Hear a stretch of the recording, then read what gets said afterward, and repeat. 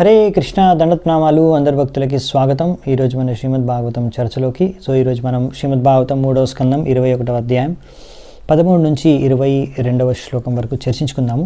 ఈరోజు విషయం ఏంటంటే, కర్దమ ముని ఇప్పుడు భగవంతుడి దర్శనం తీసుకున్న తర్వాత ఇప్పుడు భగవంతుడికి తన ప్రార్థనలను అర్పించుకుంటాడు. అదేవిధంగా ఆ ప్రార్థనలోనే తనకు కావాల్సిన ఇచ్చను కూడా ఎందుకో తపస్సు చేశాడు ఆ వ్యక్తం కూడా చేసుకుంటారు భగవంతుడికి. సో మనము మంగళాచరణ చేసుకొని స్టార్ట్ చేద్దామంట. ఓం అజ్ఞానతిమిరాంధస్య జ్ఞానాంజనాశలాకయా చక్షురున్మిళితం యేన తస్మై శ్రీ గురవే నమః. శ్రీచైతన్యమనోభీష్టం స్థాపితం యేన భూతలే స్వయం రూపః కదా మह्यं దదాతి స్వపదాంతికం.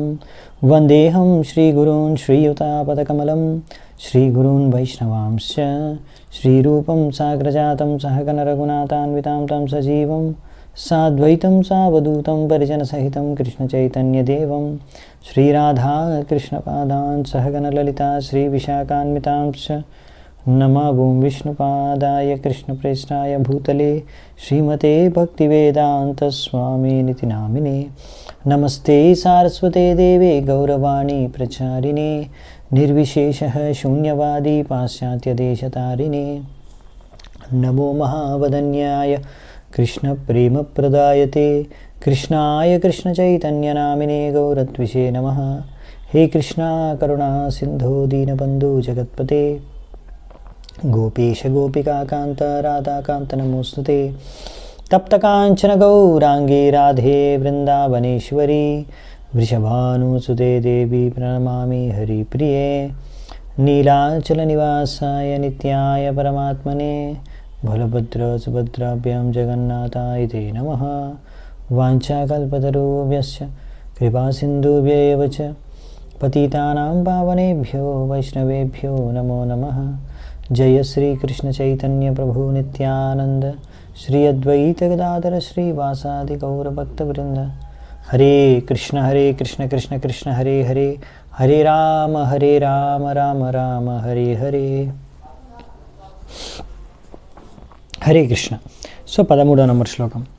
ఋషిరువాచ జుష్టం బతాధ్యా కిల సత్వరాశే సంసిద్ధ్యమక్ష్ణోస్తవ దర్శనాన్నః యద్దర్శనం జన్మభిరీడ్య సద్భిర్ ఆశాసతే యోగినో రూఢయోగః. సో కర్దమముని ఏమంటున్నారంటే, అందరికీ ఎంతో ఆదరణీయులైన భగవంతుడు ఇప్పుడు ఈ నిన్ను దర్శించుకున్న తర్వాత నా యొక్క దృష్టి సంపూర్ణమైపోయింది, సంతుష్టమైపోయింది. నేను సంపూర్ణంగా సంతృప్తి చెందాను మిమ్మల్ని దర్శించుకొని. నా దృష్టికి ఇదే పరిపక్వత, పరిపూర్ణత. ఎందుకంటే ఎంతో మంది పెద్ద పెద్ద గొప్ప యోగులు కూడా ఎన్నో జన్మలు తీవ్రమైన ధ్యానం తపస్సు చేసుకుంటారు మీ యొక్క ఈ దివ్య రూపం దర్శనం చేసుకోవడానికి. ఆ దివ్య రూపాన్ని నేను ఈరోజు దర్శించుకోగలిగాను.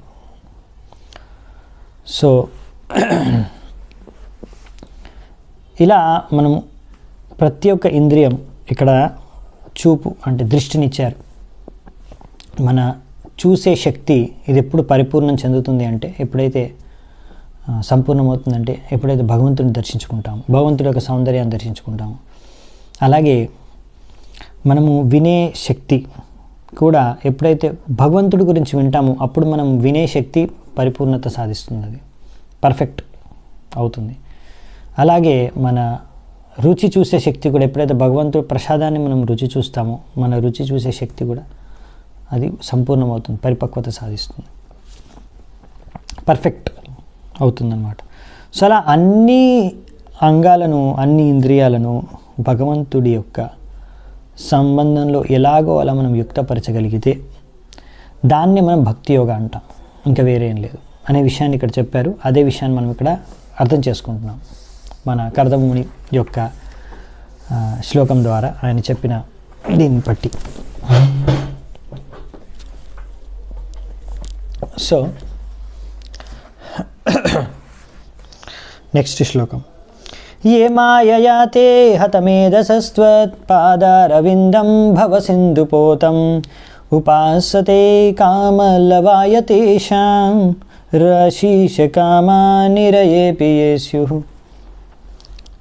ఇక్కడ ఏం చెప్తున్నారంటే మీ యొక్క చరణాలు ఎటువంటి పాత్ర అంటే ఆ పాత్రను ఉపయోగించుకొని అంటే మీ చరణాల యొక్క శరణం ఆశ్రయించి ఈ యొక్క భవసాగరాన్ని దాటవచ్చు. ఎవరైతే బుద్ధి మాయామోహితమైపోయిందో, బుద్ధి నశించిపోయిందో ఈ మాయామోహితమై, అటువంటి వారు మాత్రమే మీ చరణాలను ఆశ్రయించి చిన్న చిన్న భౌతిక సుఖాల గురించి కోరుకుంటారు, ఏవైతే నరకంలో కూడా లభ్యమవుతాయో. కానీ మీరు ఎంత మహానుభావులు అంటే, ఎంత కృపామయులు అంటే అటువంటి వారి పైన కూడా మీరు మీ యొక్క కృపను ప్రసాదిస్తారు, అంటే వారి కోరికలను కూడా తీరుస్తారు. అంటే బేసికలీ 2 రకాల వ్యక్తులు ఉంటారు. ఎవరైతే భగవంతుడిని ప్రార్థించుకుంటారో, ఆరాధించుకుంటారో, దగ్గరకు వస్తారు, భగవంతుడిని ఆశ్రయిస్తారు. ఒకరు భగవంతుడి సేవ, నిస్వార్థపూరితమైన సేవ చేయడానికి, భగవంతుడిని సంతృప్తిపరచడానికి భగవంతుడి దగ్గరికి వస్తారు, సేవ చేసుకుంటారు. ఇంకొక వ్యక్తులు ఏంటంటే, ఇంకొక కేటగిరీ ఏంటంటే వారికి ఏవో భౌతిక ఆశలు, భౌతిక కోరికలు తీర్చుకోవడానికి వస్తారనమాట. ఇక్కడ ఎందుకంటున్నారంటే ఇక్కడ కానీ ఇద్దరిని భగవంతుడు కరుణిస్తాడు. భగవంతుడు ఇద్దరికి కూడా ఆయన కరుణ చూపిస్తాడు, ఇద్దరి మీద కూడా. ఇక్కడ ఎందుకు అది నరకం వంటి, నరకంలో కూడా దొరికేవి వాటి గురించి ఎందుకు అడుగుతున్నారంటే, మామూలుగా ఏంటంటే నరక వంటి జీవితం అంటే ఇప్పుడు కుక్క, పిల్లి, పంది ఇటువంటి జీవరాశులు ఉంటాయి కదా, వాటి జీవితం ఇంకా ఒక రకంగా చెప్పాలంటే అది నరక యాతన వంటిది అనమాట. అంటే అందులో అదంత గొప్ప జీవితం కాదనమాట. కానీ వాళ్ళు కూడా ఆహార నిద్ర భయమైతనం అనేది కుక్క, పిల్లి, పందిలో కూడా ఉంటాయన్నమాట. సో అటువంటి వాటివి సంతృప్తి అంటే అటువంటి వాటివి ఇంకా కావాలి అని కోరుకుంటే మరి అది అంత గొప్ప విషయం కాదనమాట. అది ఎవరైతే యొక్క చేతన బుద్ధి మాయామోహితమైపోయిందో వారు మాత్రమే అలా కోరుకుంటారని చెప్తున్నారు. మేధస్సు హతమైపోయింది, ఇంకా ఖతమైపోయింది వాళ్ళు. సో మరి అంటే మీరు యోగా ఇప్పుడు ఇక్కడ ఎంతో ఆరాధన చేసి, ఎంత మనం యోగా, తపస్సు ఇవన్నీ చేసి ఏ విధానం, ఇప్పుడు ఆ సత్యయోగంలో కూడా యోగా, తపస్సు, ఇప్పుడు భక్తి, పూజ ఏదో ఒకటి చేసుకొని భగవంతుడి నామం జపించుకొని ఏదైనా భక్తి మార్గంలో ఎలాగో భగవంతుడిని ఆరాధించి సంతృప్తిపరిచి ఫైనల్గా భగవంతుడు ఏం కావాలని కోరుకుంటే, ఏమైనా భౌతిక ఇచ్చలు కోరుకున్నారనుకోండి, భౌతిక ఇచ్చలు పూర్తి చేసుకోవడానికని వ్యక్తం చేస్తే అది అంత తెలివైన పని కాదు. అదే విషయాన్ని భగవద్గీతలో భగవంతుడు చెప్తాడు. ఎవరైతే అల్పమేధస, కొంచెం తక్కువ తెలివి ఉన్న వాళ్ళు మాత్రమే, ఎవరైతే బుద్ధి మాయామోహితం అయిపోయిందో ఎక్కువగా భౌతిక ఆసక్తులతో, వాళ్ళు మాత్రమే ఇలా వివిధ రకాల దేవీ దేవతల దగ్గరికి వెళ్ళి ఆరాధించుకుంటారు, ప్రార్థించుకుంటారు అని చెప్పారు. సో కానీ ఇప్పుడు మరి ఇక్కడ మన కర్దముని ఈ విషయాన్ని ఎందుకు వ్యక్తం చేస్తున్నారంటే మీకు ఇప్పుడు అర్థమవుతుంది నెక్స్ట్ శ్లోకంలో. తథా సచాహం పరివోదు కామః సమానశీలం గృహమేదధేనుం ఉపేయివాన్మూలమశేషమూలం దురాశయః కామదుగాంఘ్రిపస్య. నేను మిమ్మల్ని కోరుకునేది ఏంటంటే, నా కోరిక ఏంటంటే, నాకు ఇప్పుడు వివాహం చేసుకోవాలి. నేను వివాహం చేసుకోవడానికి ఒక సరైన భార్య నాకు కావాలి. నా సమాన శీలం, నా అటువంటి నేచర్, నా అటువంటి చింతన, భావన, నేచర్, ప్రకృతి, గుణాలు, నా వంటి క్యారెక్టరే, అటువంటి same character, same psychophysical nature ఉన్న భార్య నాకు కావాలి. తద్వారా ఏంటంటే నాకున్న అన్ని కోరికలు కూడా తీరిపోతాయి. అలాగే మీరు, అందుకే మిమ్మల్ని నేను ఆశ్రయించాను, మీ యొక్క పాదపద్మాలు నేను ఆరాధించుకుంటాను, ఆశ్రయించాను, ఎందుకంటే మీరు అందరిపైన కూడా కృప చూపిస్తారు. అంటే ఇక్కడ ఒక విధంగా మీరు చూస్తున్నారు, కానీ ఇప్పుడు కర్దమముని కూడా అంటే ఆయన ఒక భార్య కావాలని కోరుకుంటున్నారు, సరైన భార్య కావాలని. కానీ ఇందులో సమానశీలం అనే ఒక వాక్యం వాడతారు ఇక్కడ. అంటే ఎవరో ఒక భార్య కాదు, మెయిన్ ఏంటంటే ఇప్పుడు ఇక్కడ కర్దమమునికి ఒక ఉద్దేశం ఉంది, ఆయన వ్యక్తం చేస్తున్నారు మెల్లిగా. అంటే ఆయన భగవంతుని ఆరాధించుకోవాలనుకుంటున్నాడు, ఆయన భగవంతుడిని పొందాలనుకుంటున్నాడు, ఈ జీవితం తర్వాత ముక్తి సాధించాలి, భగవద్ధామం వెళ్ళాలనుకుంటున్నాడు. కానీ దాంతోపాటు ఆయనకున్న కోరికలు కూడా తీర్చుకోవాలన్నమాట, భౌతిక కోరికలు. మెయిన్ ఏంటంటే అక్కడ ఆయనకి బ్రహ్మదేవుడు ఆజ్ఞనిచ్చారు సంతానం ఉత్పన్నం చేయమని. సో దానికి ఆయన పెళ్లి చేసుకోవాలి, ఇప్పుడు వివాహం చేసుకోవాలి. దానికి మరి సరైన భార్య కావాలి. సరైన భార్య అంటే ఏ భార్య అయితే ఆయనకు ఇలా సంతానం ఉత్పన్నం చేయడానికే సహాయపడకుండా కాకుండా ఆయన ఆధ్యాత్మికంగా కూడా పురోగతి చెందడానికి ఆయనతో సహకరించడానికి. అంటే ఇప్పుడు ఈయనకున్న ఎలాంటి అయితే కాన్షియస్నెస్ చేతన ఉందో, ఓకే నేను సంతానం కూడా సృష్టిస్తాను, సరైన సంతానాన్ని, ఎందుకంటే నాకు అది ఆజ్ఞ ఇచ్చారు బ్రహ్మదేవుడు, ముందే చెప్తారు ఆ విషయాన్ని. అంతేకాకుండా మరి నేను ఆధ్యాత్మికంగా కూడా నేను ప్రగతి చెంది భగవద్ధామానికి వెళ్ళిపోవాలి తిరిగి ఈ జీవితం తర్వాత, దానికి కావాల్సిన ప్రగతి సాధించడానికి కూడా సహాయపడే విధంగా నాకు భార్య కావాలి. సో అందుకనే సరైన భార్య కోసం కోరుకుంటున్నారు, ఎందుకంటే చాలా ఇంపార్టెంట్ అని చెప్తారనమాట.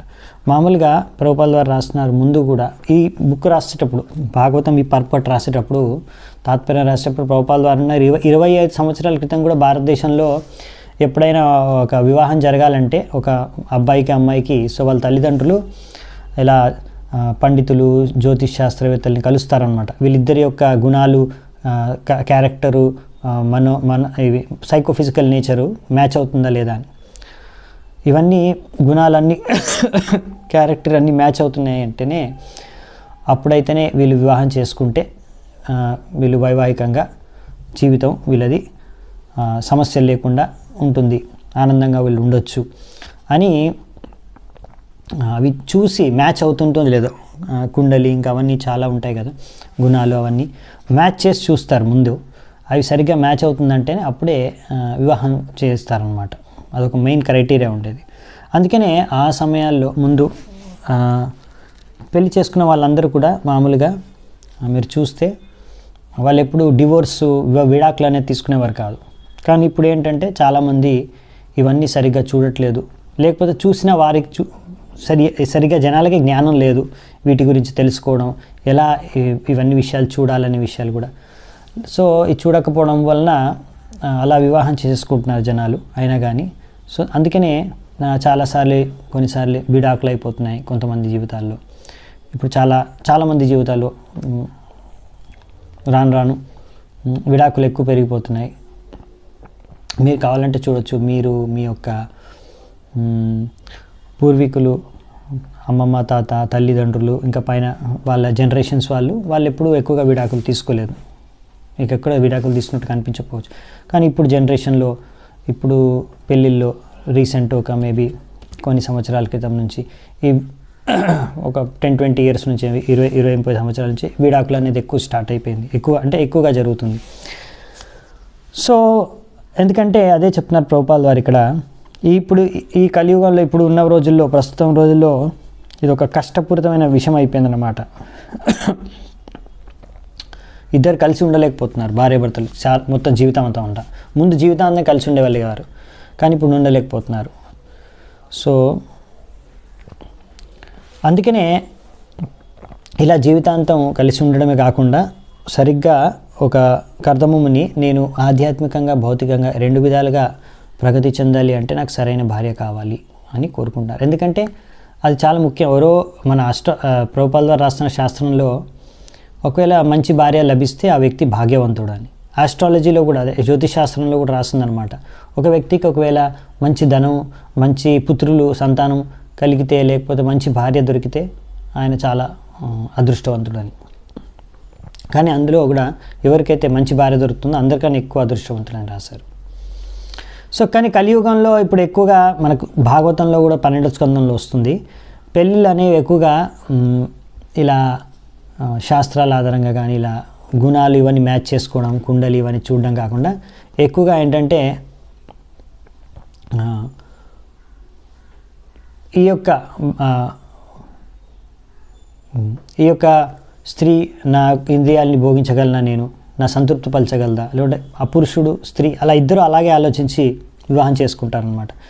నా ఇంద్రియాలు భోగించడానికి అనుకూలంగా ఉంటుందా, సంతృప్తి చెందగలనా అనే ఒక ఉద్దేశం, ఒక క్రైటీరియా మీదనే మామూలుగా ఏంటంటే అంటే భౌతిక సుఖాన్ని ఆశించి మాత్రమే వీళ్ళు ఎక్స్టర్నల్గా చూసి వివాహం చేసుకుంటున్నారు కనుక ఇలా చాలాసార్లు ఏమవుతుందంటే ఓన్లీ భౌతిక సుఖం ఒకటే క్రైటీరియా. ఆ భౌతిక సుఖం అనేది శాశ్వతం కాదనమాట, అది ఇక్కడ సమయానుసారంగా తగ్గిపోతుంది. సో ఒకసారి ఏముంటుందంటే డిస్టర్బ్ అయిపోతారు. అలా భౌతిక సుఖంలో ఎక్కడైనా తగ్గిపోయింది అనుకోండి, అప్పుడు వాళ్ళిద్దరి మధ్యలో గొడవ, ఏదో ఒక మనస్పర్ధ ఏదో ఒకటి జరుగుతాయి అన్నమాట. మూల కారణం ఏంటంటే భౌతిక సుఖంలో ప్రాబ్లమ్స్ వచ్చాయి ఒకటి ఉంటుంది. అలా దానికోసం as soon as there is deficiency in sex life the question of divorce will arise. So విడాకులు అనేది వచ్చేస్తుంది అన్నమాట వెంటనే. సో ఇంకొక ప్రశ్న ఏంటంటే ఇక్కడ ప్రభుపాదులు ఎవరైనా అడగచ్చు కదా, కర్దమ్ముని ఒకవేళ ఆయనకు మంచి భార్య కావాలంటే ఉమాని పూజించుకోవచ్చు కదా, అంటే పార్వతీదేవిని పూజించుకోవచ్చు కదా. ఎలాగైతే ఎవరైనా స్త్రీలకు మంచి భర్త కావాలంటే శివుని పూజించుకుంటారు, అలాగే ఒకవేళ కర్దమునికి మంచి భార్య కావాలంటే ఉమాని పూజించుకుంటారు, పార్వతీదేవి ఉమాదేవిని. సో ఆయన మరి ఇలా భగవంతుడు విష్ణువుని ఆరాధించుకోవడం, కృష్ణుని ఆరాధించుకోవడం ఎందుకు, ఒక మంచి భార్య కావాలంటే? అంటే మరి ఏం లాభం కృష్ణుని ఆరాధించుకొని ఆ విష్ణువుని ఇంత తపస్సు చేసుకొని, దీనికన్నా ఈజీగా ఉమాను లేకపోతే పార్వతీదేవిని ప్రసన్నం చేసుకొని మంచి భార్య ఎలాగో లభించేస్తుంది కదా, మన శాస్త్రాల్లో కూడా రాశారు కదా. అంటే ఒక అడ్వాంటేజ్, ఒక లాభం ఏంటి విష్ణువుని కృష్ణుడిని ఆరాధిస్తే ఏంటంటే, ఆ వ్యక్తి అలా ఆరాధించడం ద్వారా కృష్ణుడు కూడా వాళ్ళ యొక్క ఇచ్చలను కోరికలను పూర్తి చేస్తారు. కానీ దాంతో పాటే వారికి ఉన్న భౌతిక ఆసక్తిని కోరికల్ని కూడా మెల్లిమెల్లిగా తగ్గిస్తారన్నమాట. ఇది గ్రాడ్యువల్లీ జరుగుతుంది, మెల్లిమెల్లిగా జరుగుతుంది, ఒకరోజు హఠాత్తుగా జరగదు. అదే ఇక్కడ చెప్పారనమాట. సో అది ముఖ్యమైన విషయం అన్నమాట ఇక్కడ. అందుకని అకామ సర్వకామోవ మోక్షకామ ఉదారిది తీవ్రైన భక్తి యోగైన యజేత పురుషం పరం. అందుకని మాకు భాగవతంలో చెప్పారు, మీకు ఏమైనా కామవాసనలు ఉన్నా, అంటే ఏమైనా కోరికలు ఉన్నా, ఏం కోరికలు లేకున్నా, మోక్షం కావాలన్నా ఏదైనా సరే, అకామ సర్వకామవ మోక్షకామ ఉదారది, ఏదైనా సరే మీరు భగవంతుడు కృష్ణుడిని విష్ణువుని యజేత పురుషం పరం, భగవంతుడిని పూజించుకోండి, ఆరాధించుకోండి అని చెప్పారు. సో ఇదే అనమాట ఇక్కడ ముఖ్యమైన విషయం ఏంటంటే, భగవంతుడిని ఆరాధించుకుంటే రెండు పనులు జరిగిపోతాయి.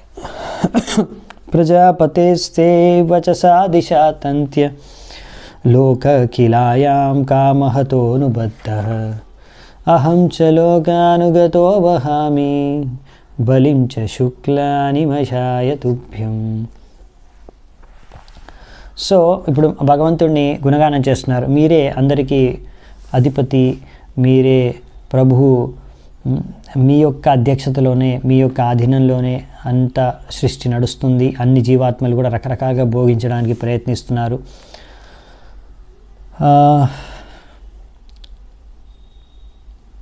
సో అందుకే మిమ్మల్ని నేను కూడా ఆరాధించుకుంటున్నాను. మీరు ఆ సమయం కాలచక్రం కూడా మీరే, ఎటర్నల్ టైం.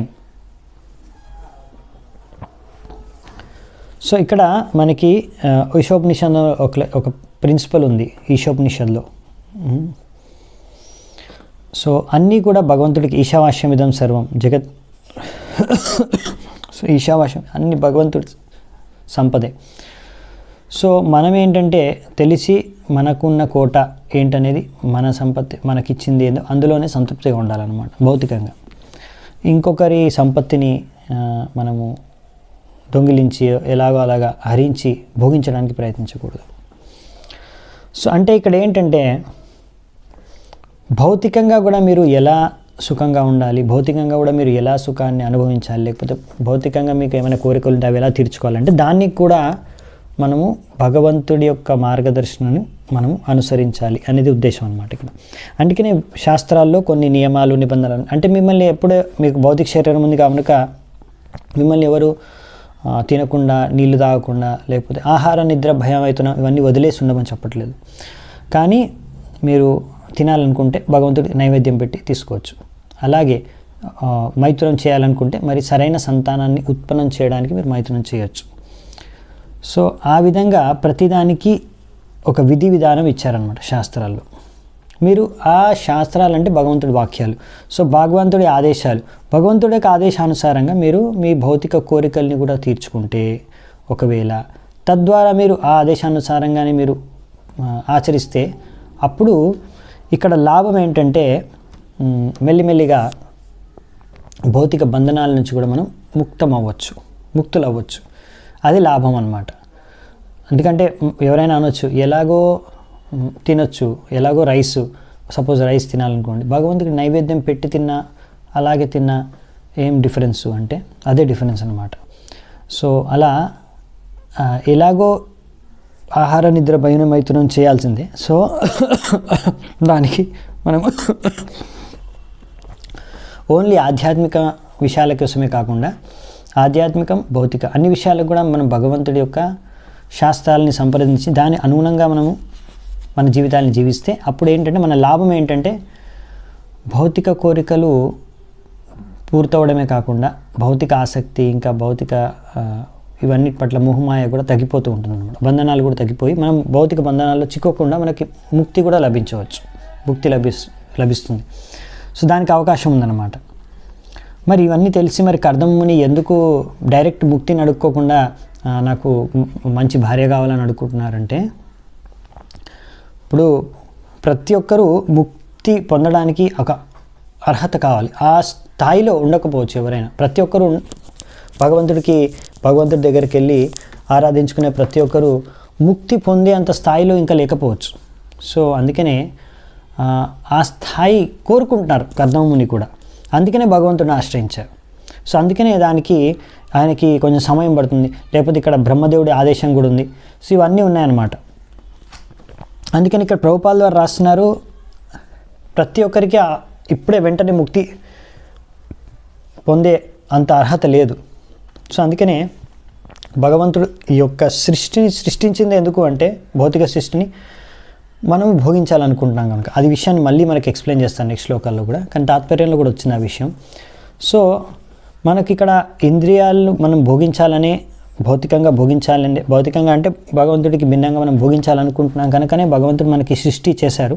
ఇక్కడ మనకు ఇంద్రియాలకి భోగించుకోవడానికి అన్ని సువిధలు ప్రసాదించారు. కానీ అదేవిధంగా మనము ఈ యొక్క భౌతిక బంధంలో చిక్కుకోకుండా ఉండడానికి కూడా మనకు శాస్త్రాలు ఇచ్చారనమాట. సో అలా మనము శాస్త్రానుసారంగా భౌతికంగా జీవిస్తే కూడా మనకు అది లాభం అవుతుందని ఇక్కడ చెప్పారు. లోకాంశ లోకానుగతాన్ పశుంశ హిత్వా శ్రితాస్తే చరణాతపత్రం పరస్పరం త్వద్గుణవాద సీధు పీయూష నిర్యాపిత దేహధర్మ. నెక్స్ట్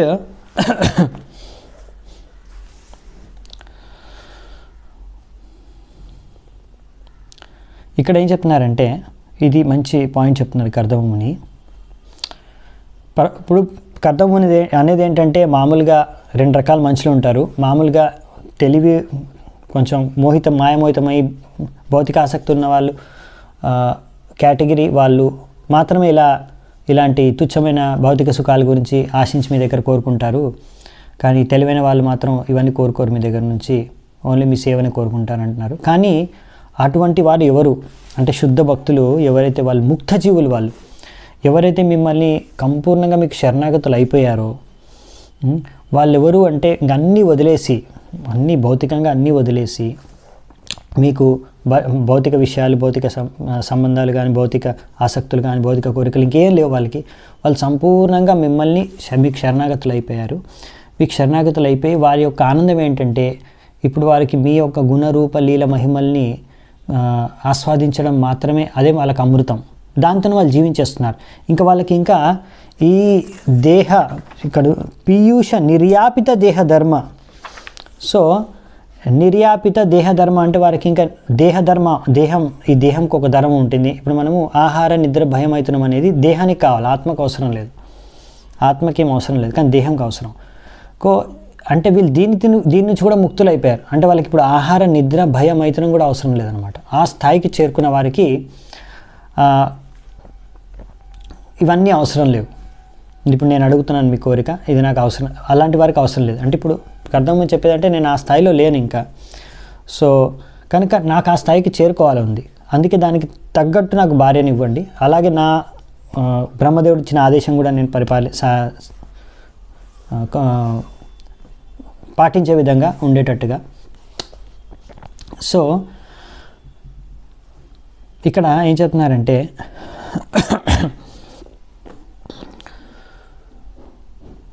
ఈ విధంగా ముక్త జీవులు అయితే ప్రాబ్లం లేదు, వాళ్ళకి ఏం అవసరం లేదు. అందుకే మనం ఇప్పుడు చూస్తే పరీక్షిత్ మహారాజ్ కూడా ఆయన శుద్ధ భక్తుడు, ఆ స్థాయికి చేరుకున్నారు ఆయన. సో ఆయన అన్నీ వదిలేశారు. కోర్స్ ఆయన రాజ్యం అవన్నీ, సంసారం అవన్నీ అయితే త్యాగం చేశారు, కరెక్టే. కానీ అతను దేహధర్మ అంటే ఆహార, నిద్ర, భయమైతనం అన్నీ కూడా త్యాగం చేస్తారు. ఆ 7 రోజులు కూడా భాగవతం విన్నప్పుడు ఆయన నీళ్ళు కూడా తాగలేదు, పడుకోలేదు, ఏమీ తినలేదు. ఓన్లీ భాగవతం శ్రవణం చేసుకుంటూ ఆయన 7 రోజులు అలాగే గడిపేయగలిగాడు, ఏమాత్రం ఏమీ సమస్య లేకుండా. ఎందుకంటే అక్కడ ఆయన మొత్తం భగవంతుడికి శరణాగతుడు అయిపోయాడు. సో ఆ స్థాయి వాళ్ళకి ఇంకా ఇవన్నీ అవసరం లేవన్నమాట. సో ఈ స్థాయికి మామూలుగా చేరుకోవడం అనేది అంత సులువు కాదు. అది అలా భగవంతుడి కృప, ఇంకా గురువు యొక్క కృప లభించిన వాళ్ళకి మాత్రమే అది సంభవం. సో ఆ విషయం ఇక్కడ చెప్పారనమాట. లేకపోతే ఇది సంసార ధవ నలీద లోక అది చెప్తారు కదా, సంసార యొక్క ఫైర్, ఫారెస్ట్ ఫైర్, దీన్ని ఆర్పాలంటే పైనుంచి వర్షం కావాలి. ఆ వర్షం అనేది గురువు నుంచి, భగవంతుడి నుంచి కృప కురిస్తేనే అప్పుడే అది సాధ్యం అన్నమాట. సో అందుకనే ఇక్కడ చెప్పింది ఏంటంటే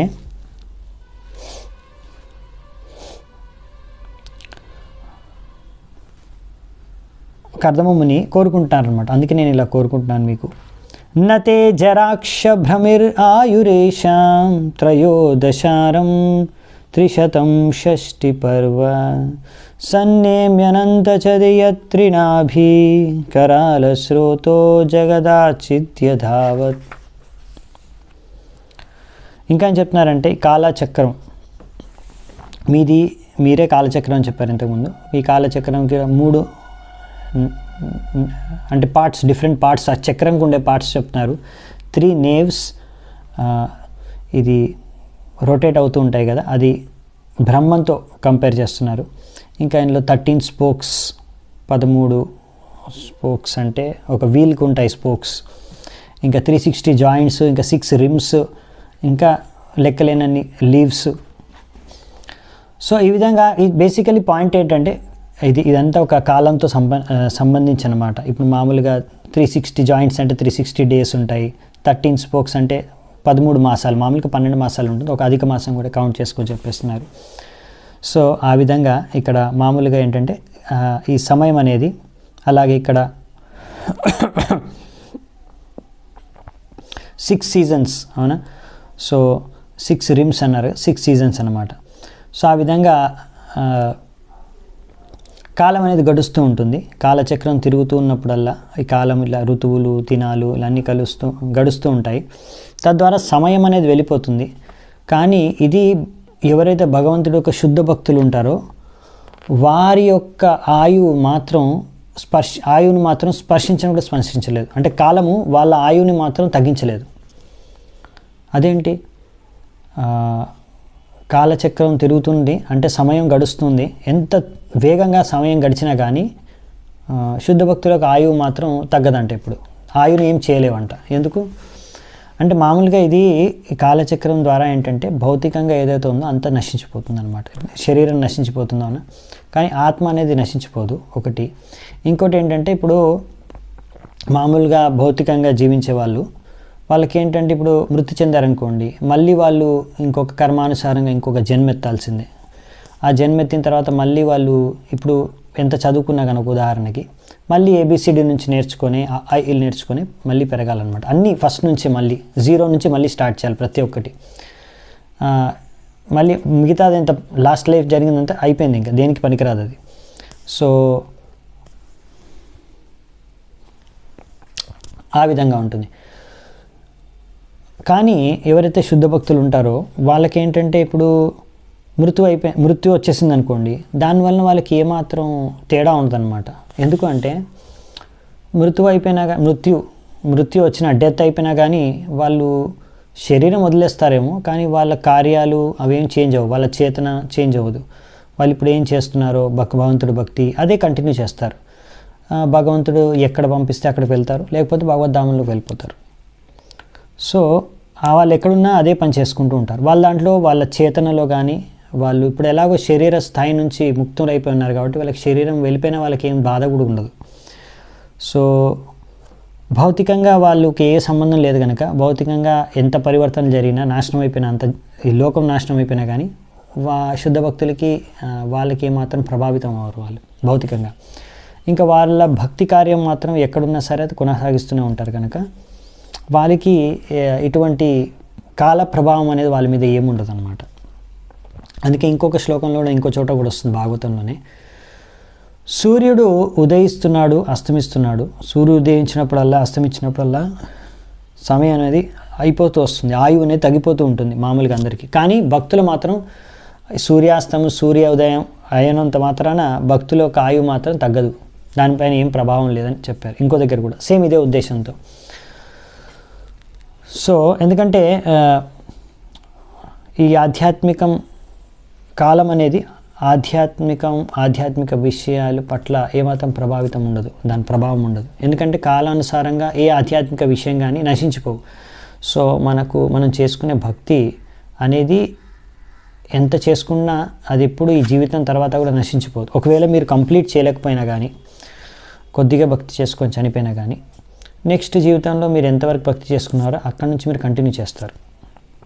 అందుకనే మీరు చూస్తారు కదా, కొంతమందికి ముందు నుంచే శ్రద్ధ ఎక్కువ ఉంటుంది భగవంతుడి మీద భక్తి చేయాలని, కొంతమందికి శ్రద్ధ తక్కువ ఉంటుంది, కొంతమందికి అసలే శ్రద్ధ ఉండదు. సో ఎందుకు అంటే అవన్నీ ఎలా ఎన్నో జన్మల నుంచి వస్తున్న విషయం కనుక. ఇప్పుడు కొంతమంది ఆల్రెడీ పోయిన జన్మల్లో భక్తి చేసుకుని ఉన్నారు ఎంతో అంత. సో ఇక్కడ వాళ్ళు డైరెక్ట్ అక్కడ పాయింట్ నుంచి స్టార్ట్ చేస్తారు కనుక పాయింట్ ఏంటంటే శ్రద్ధ, అడ్వాన్స్మెంట్ అనేది శ్రద్ధతో పోలుస్తారు మనకు శాస్త్రాల్లో శ్రద్ధానుసారంగా. సో శ్రద్ధ అనేది వాళ్ళకి ఎక్కువగా ఉంటుంది, ఆటోమేటిక్గా న్యాచురల్గా వాళ్ళకి శ్రద్ధ ఎక్కువ ఉంటుంది, భగవంతుడి మీద భక్తి చేసుకోవాలని ఆసక్తి ఎక్కువ ఉంటుంది. సో అలా న్యాచురల్గా కొంతమందికి ఆసక్తి ఎక్కువ ఎందుకు ఉందంటే అది పోయిన జన్మల నుంచి కంటిన్యూ అవుతూ వస్తుంది. సో అలా అనమాట. సో అది నశించిపోలేదు, వాళ్ళ శరీరం నశించిపోయింది కానీ భక్తి మాత్రం నశించాలి. అలాగే ఒకవేళ శుద్ధ భక్తులు అయిపోతే ఇంకా వాళ్ళకి డైరెక్ట్ భగవద్ధామానికి వెళ్ళిపోతారు, ఇంకా వాళ్ళకి ఇంకా సంపూర్ణంగా ముక్తులు అనమాట ఈ భౌతిక విషయాల సంబంధాలతో.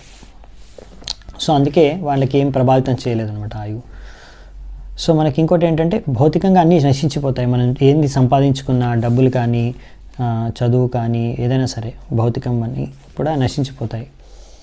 కానీ ఆధ్యాత్మికంగా మాత్రం మనకి మన ఆత్మ నశించిపోదు, అలాగే మనం చేసుకునే భక్తి కూడా నశించిపోదు అన్నమాట. ఏక స్వయం సాంజగదస్య శిక్షయ ద్వితీయయాత్మన్నదియోగమాయయ సృజస్య దపాసి పునర్గ్రసిష్యసే యథోర్ణనాభిర్భగవన్ స్వశక్తిభిః. ఇక్కడ మళ్ళీ ఆయన చెప్తున్నారు, భగవంతుడిని పొగుడుతున్నారు, మీరే ఈ యొక్క బ్రహ్మాండాన్ని సృష్టిస్తున్నారు, మీరు అన్ని బ్రహ్మాండాన్ని సృష్టించింది మీరే దాన్ని పాలిస్తున్నారు. దాని తర్వాత మళ్ళీ మీ యొక్క శక్తిల మాధ్యంతోనే మీరు సృష్టి పాలన ప్రళయం అన్నీ చేస్తున్నారు. క్రియేషన్, మెయింటెనెన్స్, డిస్ట్రక్షన్ అంతా కూడా మీ శక్తుల ద్వారానే చేస్తున్నారు. ఎలాగైతే ఒక స్పైడర్ తన ఇల్లు నిర్మాణిస్తుందో వాబ్వెబ్ తన శక్తితోని, అలాగే మళ్ళీ దాని తర్వాత అదే కావాల్సినప్పుడు దర్శనం చేసేస్తుంది. అలా మామూలుగా ఏంటంటే ఇక్కడ రెండు ముఖ్యమైన విషయాలు. ఒకటి భగవంతుడి శక్తులు భిన్నం అన్నమాట. భగవంతుడికి ఎన్నో శక్తులు ఉన్నాయి. ఆ శక్తుల ద్వారా ఇక్కడ యోగమాయ చెప్పారు, యోగమాయ ద్వారా ఎన్నో మాయాశక్తి ద్వారా ఎన్నో సృష్టిస్తూ ఉంటారు భగవంతుడు. పాలన ప్రళయం అన్నీ జరుగుతూ ఉంటాయి భగవంతుడి యొక్క ఇచ్ఛానుసారంగానే, భగవంతుడి యొక్క శక్తి అనుసారంగానే. కానీ భగవంతుడు అలాగే ఉంటాడు. భగవంతుడు ఎప్పుడు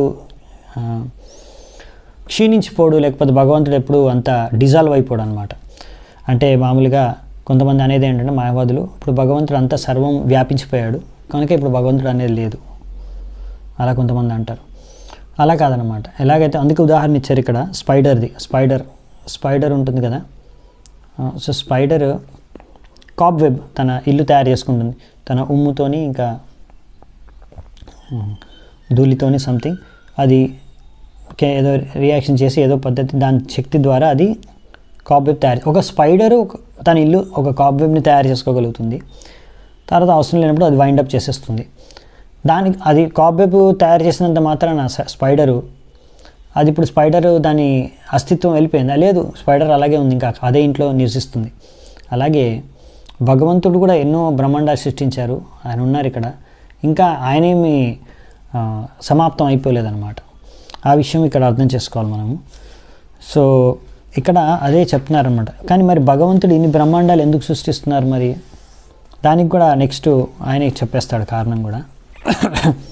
నైతద్భతాదిశ పదం తవేప్సితం యన్మాయయానస్తనుషే భూత సూక్ష్మం అనుగ్రహాయాస్త్వపి అర్హిమాయయ లసత్తులస్య భగవాన్ విలక్షితః.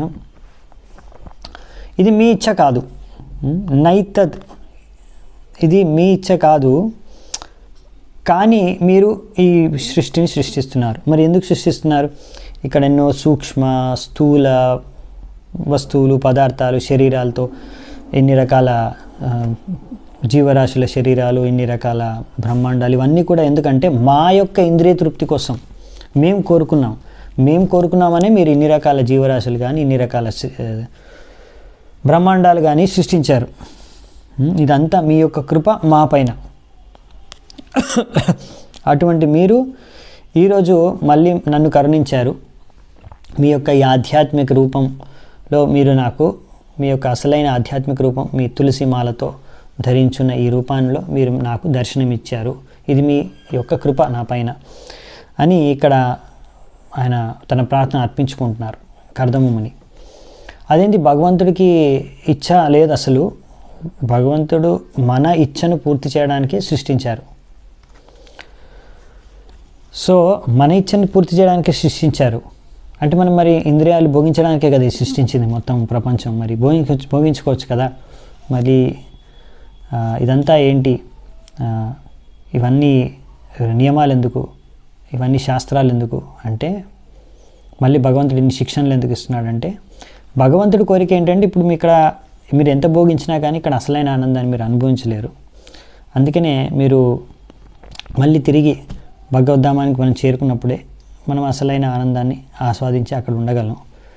సో ఇక్కడ ఆ విషయాన్ని తెలియజేయడానికి భగవంతుడు అప్పుడప్పుడు స్వయంగా అవతారాల్లో వస్తారు, భగవద్గీత వంటి శిక్షణలు ఇస్తున్నారు, బోధనలు ఇస్తారు.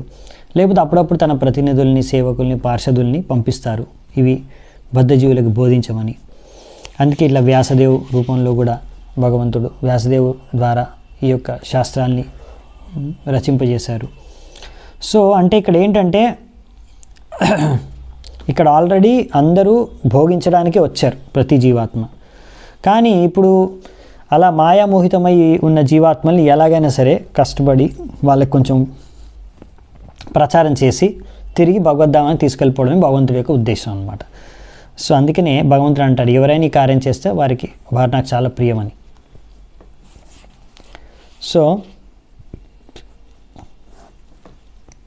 ఇదే ఉద్దేశం అన్నమాట. ఈ శాస్త్రాలు ఇవ్వడానికి, ఈ బోధనలు ఇవ్వడానికి, ఈ నియమాలు ఉండడానికి, ఇవన్నీ కూడా. ఎందుకంటే ఇప్పుడు ఇది మనము ఇక్కడ అందుకనే ఇదేమీ ఆశ్చర్యకరమైన విషయం కాదు. ఒక్కొక్కసారి ఎవరైనా అనుకుంటారు, ఇదేంటి భౌతిక ప్రపంచంలో ఎవరికి ఇంట్రెస్టే లేదు భక్తి చేసుకోవాలని, అందరికీ ఇంద్రియాలను భోగించడంలోనే ఇంట్రెస్ట్ ఉంది అంటే, అవును దానికోసం వచ్చారు అందరికీ. అందుకనే ఆబ్వియస్లీ హాస్పిటల్కి వెళ్తే పేషెంట్లే ఉంటారు. ఏంటి ఇక్కడ అందరు పేషెంట్లే ఉన్నారంటే, హాస్పిటల్లో పేషెంట్లు కాకపోతే ఇంకోరు ఉంటారు, పేషెంట్లే ఉంటారు. ఇప్పుడు జైల్లో క్రిమినల్సే ఉంటారు. జైలుకి వెళ్ళి అరే ఇక్కడ అందరు క్రిమినల్సే ఉన్నారు, ఏంటి ఒక్క మనిషి లేడు. అవును క్రిమినల్సే ఉన్నారు జైల్లో ఇక్కడ.